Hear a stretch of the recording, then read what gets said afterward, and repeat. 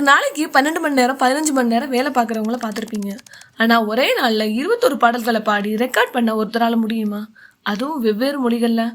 இந்திய இசை உலகத்தில் 40,000க்கும் அதிகமான பாடல்கள், 5 தலைமுறை நடிகர்களுக்கு குரல், 6 தேசிய விருதுகள். ஆனால் அது எல்லாத்தையும் தாண்டி 5 தலைமுறை ரசிகர்களின் இதயங்களை தன் குரலாலேயே கட்டிப்பட்ட ஒரே காந்தம் தான் நம்ம பாடும் நிலா எஸ்பி பாலசுப்ரமணியம். அவர் வெறும் பாடகர் இல்லை, இந்திய சினிமாவின் ஒரு சகாப்தம். 1946 ஆந்திராவில் பிறந்த நம்ம எஸ்பிபிக்கு சின்ன வயசுல இருந்தே இசை மேல ஆர்வம் இருந்தது. ஆனால் அவங்க அப்பாவுக்கு எஸ்பிபியை ஒரு இன்ஜினியர் ஆக்கணும் தான் ஆசை. அதனால மெட்ராஸ் வந்து AMIE படிக்க ஆரம்பிச்சாரு. ஆனாலும் விதி அவரை இசை பக்கம் தான் இழுத்தது. காலேஜ் படிக்கும் போது ஒரு பாட்டு போட்டியில கலந்துக்கிறாரு. அந்த போட்டியோட நடுவராக இருந்தது யார் தெரியுமா? மெல்லிசை மன்னர் MS விஸ்வநாதன் அவர்கள். எஸ்பிபியோட குரலை கேட்டுட்டு, உன்னுடைய குரல் ரொம்ப நல்லா இருக்கு, கண்டிப்பா நீ நல்லா வருவேன்னு வாழ்த்தியிருக்காரு. MSV பாராட்டிய அடுத்த சில வருஷத்திலேயே ஸ்ரீ ஸ்ரீ ஸ்ரீ மரியாதா ரமணா அப்படிங்கிற தெலுங்கு படத்துல அவரோட முதல் பாட்டை பாடினாரு. ஆனா அவருக்கு பெரிய திருப்புமுனையே அமைஞ்சது அடிமை பெண் படத்துல வர 1000 நிலவே வா பாட்டு தான். அந்த பாடல் பாடுறதுக்கு முன்னாடி அவருக்கு டைஃபாய்டு ஃபீவர் வந்து அவரது குரல் சுத்தமா உடைஞ்சு போச்சு. ஆனால் எம்ஜிஆர் பிடிவாதமா பாலு குணமாகி வரட்டும், அது வரைக்கும் வெயிட் பண்ணுவோன்னு சொல்லி எஸ்பிபியை வச்சே பாட வச்சாரு. அங்க ஆரம்பிச்சது தான் எஸ்பிபியோட சாம்ராஜ்யம்.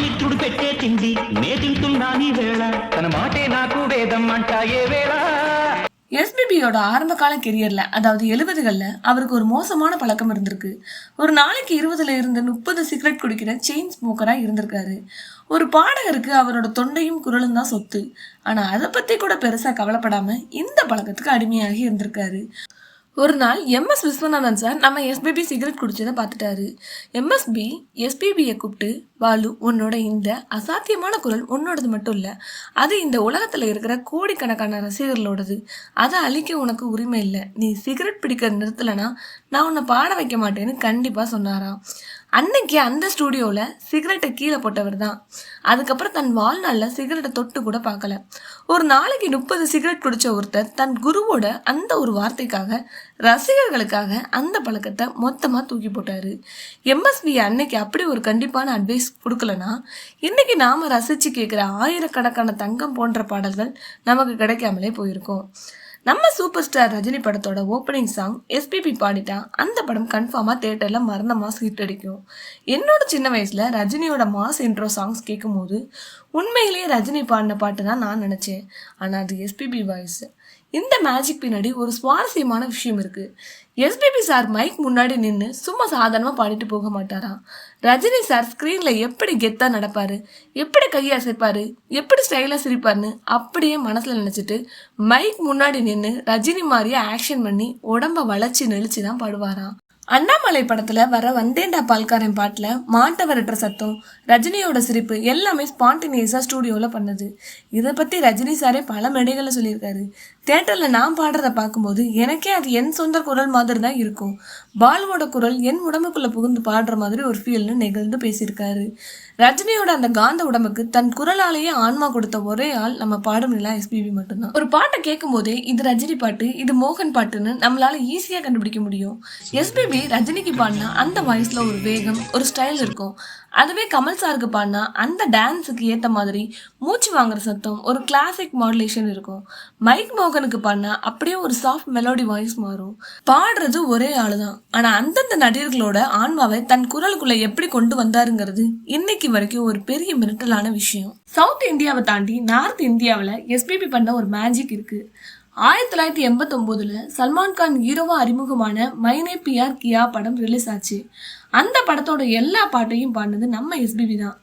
ஹிந்தி சரியா பேச வராத ஒரு சவுத் இண்டியன் சிங்கர் பாடினா ஹிட் ஆகுமான்னு பாலிவுட்ல பல பேர் யோசிச்சாங்க. ஆனா படம் ரிலீஸ் ஆனதும் சல்மான் கானோட சாக்லேட் பாய் இமேஜுக்கு எஸ்பிபியோட சாஃப்ட் வாய்ஸ் பக்காவா செட் ஆகி பிளாக் பஸ்டர் ஹிட் அடிச்சது. அதுக்கப்புறம் கிட்டத்தட்ட 10 வருஷத்துக்கு சல்மான் கானோட அஃபிஷியல் வாய்ஸா ஹிந்தில எஸ்பிபி தான் இருந்தாரு. சல்மான் கானை பாலிவுட்ல ஒரு பெரிய ரொமான்டிக் ஹீரோவா மாத்தினதுல எஸ்பிபியோட குரலுக்கு மிகப்பெரிய பங்குண்டு. 1980களில் ரிலீஸ் ஆகி இந்திய சினிமாவையே உழுக்குன ஒரு கிளாசிக் படம் தான் சங்கராபரணம். இந்த படத்துல வர பாடல்கள் எல்லாமே பக்கா கர்நாடக சங்கீதம். ஆனா இந்த படத்துக்கு எஸ்பிபியை பாட வைக்கலாம்னு மியூசிக் டைரக்டர் KV மகாதேவன் சொன்னப்ப எஸ்பிபி எனக்கு கர்நாடக சங்கீதம் முறைப்படி தெரியாதுன்னு சொல்லி அந்த வாய்ப்பை மறுத்தாராம். முறைப்படி சங்கீதம் படிச்சவங்க பாடினா அதுல இலக்கணம் இருக்கும், ஆனா நீ பாடினா அதுல ஒரு பாமரனுக்கு கூட புரியுற ஒரு எமோஷன் இருக்கும்னு சொல்லி கட்டாயப்படுத்தி பாட வச்சாங்க. அதோட விளைவு சங்கீதமே தெரியாதுன்னு சொன்ன அதே எஸ்பிபிக்கு அந்த படத்துக்காக முதல் நேஷனல் அவார்ட் கிடைச்சது. பாட்டுல மட்டும் இல்லாம டப்பிங்லையும் எஸ்பிபி சார் ஒரு அசைக்க முடியாத சக்கரவர்த்தி. தமிழ் சினிமாவில் கமல் ஒரு அசாத்தியமான நடிகர், உலக நாயகன்னு நமக்கு நல்லாவே தெரியும். ஆனா ஆந்திராவிலையும் தெலுங்கானாவிலையும் கமலுக்கு ஒரு மிகப்பெரிய ரசிகர் பட்டாளமே இருக்கு. இதுக்கு பின்னாடி ஒரு செம்ம சுவாரஸ்யமான வாய்ஸ் ரகசியம் இருக்கு. கமல் நடிச்ச சலங்கி ஒளி, சிப்பிக்குள் முத்து காலத்துல இருந்து அவரோட படங்கள் தெலுங்குல டப் ஆகும் போதெல்லாம் அவருக்கு அபிஷியலா வாய்ஸ் கொடுத்தது வேற யாரும் இல்ல, நம்ம எஸ்பிபி தான். கமலோட அந்த எக்ஸ்பிரஷனுக்கும் முகபாவனைக்கும் எஸ்பிபி வாய்ஸ் மாடுலேஷன் அப்படியே கச்சிதமா பொருந்தும். 2008 ரிலீஸ் ஆன தசவதாரம் தெலுங்குல டப் ஆனப்போ அந்த 10 கேரக்டர்களை ஒரே ஆளா 7 வித்தியாசமான கேரக்டர்களுக்கு தெலுங்குல வாய்ஸ் கொடுத்தது நம்ம எஸ்பிபி தான். இதை பத்தி கமல் ஒரு தடவை நிகழ்ந்து பேசியிருக்காரு. எம்ஜிஆர், ரஜினி, கமல்னு இவங்களோட மாசம் நம்ம திரையில பார்த்திருப்போம். ஆனா திரைக்கு பின்னாடி தமிழ் சினிமாவோட மியூசிக் ஹிஸ்டரியவே மாத்தி எழுதுன ஒரு கூட்டணி இருக்குன்னா அது இளையராஜா எஸ்பிபி கூட்டணி தான். நாயகன் படத்துல வர தென்பாண்டி சீமையில பாடலா இருக்கட்டும், இல்ல தளபதி படத்துல வர சுந்தரி கண்ணால ஒரு செய்தி பாடலா இருக்கட்டும், இளையராஜாவோட அந்த அசாத்தியமான கிளாசிக்கல் மியூசிக்கை சாமானிய மக்களுக்கு புரிய வச்சது எஸ்பிபியோட அந்த எமோஷனல் வாய்ஸ் தான். எஸ்பிபி, இளையராஜா இவங்க 2 பேரும் 40 வருஷமா உயிர் நண்பர்களா இருந்தவங்க. ஆனா 2017 இவங்களுக்குள்ள ஒரு பெரிய வெடிப்பு நடந்துச்சு. எஸ்பிபி உலக டூர் போய் கச்சேரிகள் நடத்திட்டு இருந்தப்ப இளையராஜா தரப்புல இருந்து ஒரு லீக் நோட்டீஸ் எஸ்பிபி கைக்கு போச்சு.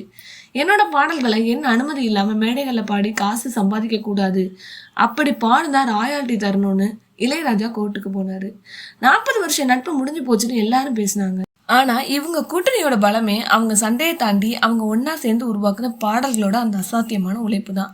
இவங்க 2 பேருக்குள்ள 1000 சண்டைகள் வந்திருக்கலாம், ஆனா தமிழ் சினிமாவோட மியூசிக் சாம்ராஜ்யத்தை இவங்க அளவுக்கு யாராலும் ஆள முடியாது. 2007 தனுஷோட கெரியரை மாத்தி அமைச்ச படம் பொல்லாதவன். 2000 ரஜினியோட மருமகன் தனுஷுக்கும் அதே பாட்டை தன் குரலால திரும்பவும் ரீமேக்ஸ் பண்ணி கொடுத்தாரு. அது மட்டும் இல்ல, ஜிவி பிரகாஷ் மியூசிக்ல இன்னைக்கு வரைக்கும் தேசிய கீதமா ஒழிச்சிட்டு இருக்கிற ஐயோ நெஞ்சு அலையினரி பாட்டை பாடினது நம்ம எஸ்பிபி தான். அந்த மதுரை வாசனைக்கு ஏத்த மாதிரி தனுஷோட அந்த யதார்த்தமான காதலுக்கு எஸ்பிபி தன் குரலால கொடுத்த ஃபீல் இருக்கே.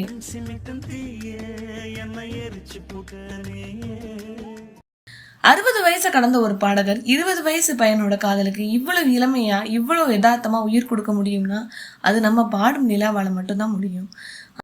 5 தலைமுறை ஹீரோக்கள் மாறினாலும் 80களில் மைக் மோகனுக்கு எப்படி காதலை தன் குரலால கடத்தினாரோ அதே காதலை 2011 தனுஷோட பாட்டு மூலமாவும் கடத்தி தலைமுறைகளை தாண்டியும் காதலின் முகவரியா நிக்கிறார் நம்ம எஸ்பிபி. தமிழ் சினிமாவில் தலைமுறைகள் மாறுச்சு, இசை அமைப்பாளர்கள் மாறினாங்க, ஏன் ரசிகர்களோட ரசனையே தலைகீழா மாறுச்சு. ஆனா எம்ஜிஆர் காலத்துல இருந்து ரஜினி, கமல், விஜய், அஜித்னு கடந்து இன்னைக்கு தனுஷ் வரைக்கும் அவங்க அத்தனை பேரோட முகத்துக்கும் உணர்வுக்கும் தன் குரலாலேயே உயிர் கொடுத்த ஒரே மேஜிக் மனிதன் எஸ்பிபி மட்டும்தான். அவர் நம்மளை விட்டு பிரிஞ்சிருக்கலாம், ஆனா நம்ம காதல்ல, நம்ம பிரேக்கப்ல, நம்ம சந்தோஷத்துல, ஏன் நம்ம வாழ்க்கையோட ஒவ்வொரு எமோஷன்லையும் பின்னணி இசையா இன்னைக்கும் நம்ம கூடவே வாழ்ந்துட்டு இருக்காரு. எஸ்பிபி சாரோட பாடல்கள்ல உங்களுக்கு ரொம்ப பிடிச்ச பாட்டு எதுன்னு மறக்காம கீழே கமெண்ட் பண்ணுங்க.